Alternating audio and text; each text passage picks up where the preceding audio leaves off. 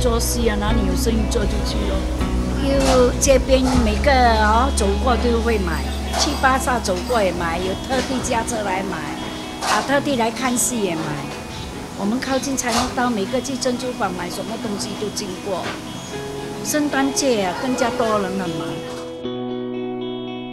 Yeah, like they are kids, like we are so young. That's why they treat us like younger boys. Say, have you eaten your rice?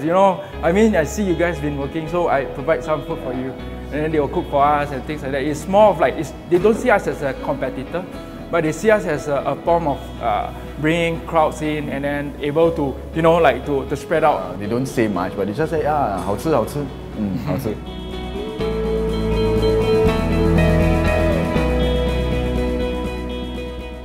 The Tan family has been selling Kueh Tu Tu for 80 years, while friends Joshua and Dylan started out at Alibaba Coffee Shop in Katong just 2 years ago. From their humble beginnings to where they are today, their journey takes us through a history of Singapore's food culture. From the streets to hawker centres and coffee shops to restaurants. In the first of our 4-part series of our National Day special on trades in Singapore, past and present, we look at the hawker trade, something close to Singaporeans' hearts and stomachs.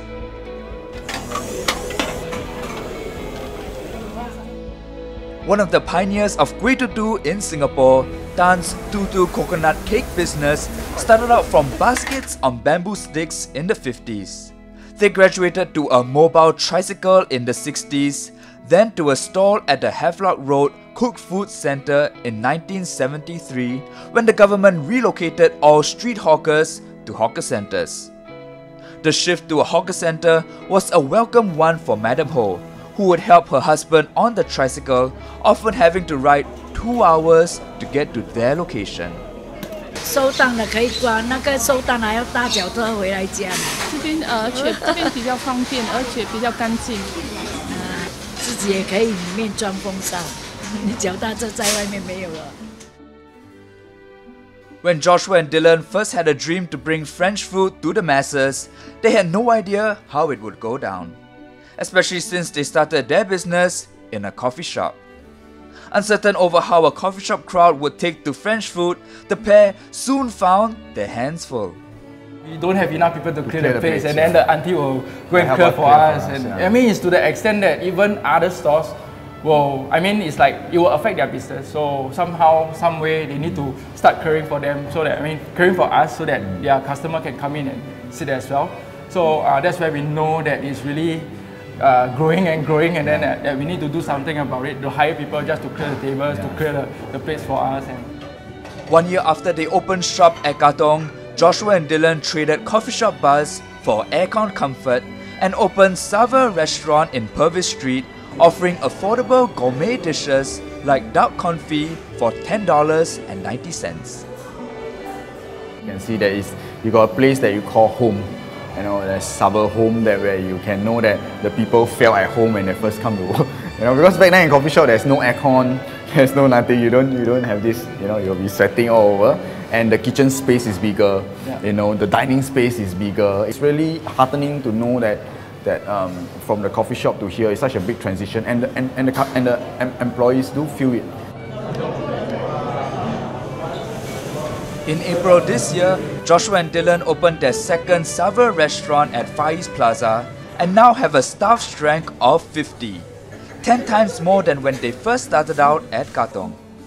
But despite cooking fancy French food at more upmarket establishments, Dylan, whose father sells kway chap, and Joshua, whose mother used to sell mihun kueh, still prefer their hawker food. I guess it's just comfort food at the end of the day.